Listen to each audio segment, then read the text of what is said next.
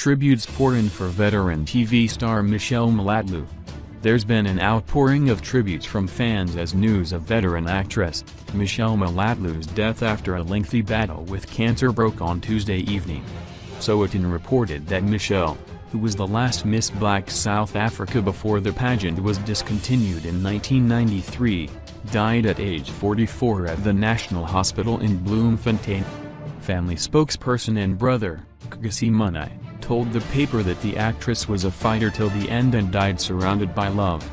Michelle was surrounded by lots of love with the family and friends. She succumbed to her battle with cervical cancer on Tuesday 19th of December 2017 at the National Hospital in Bloemfontein. Michelle was a consummate professional, a loving mother to her two sons, a caring child to her parents, siblings and a good friend to many, he added. As Miss Blacksa, Michelle challenged stereotypes faced by beauty queens and defied them as an actress, presenter and later as a businesswoman.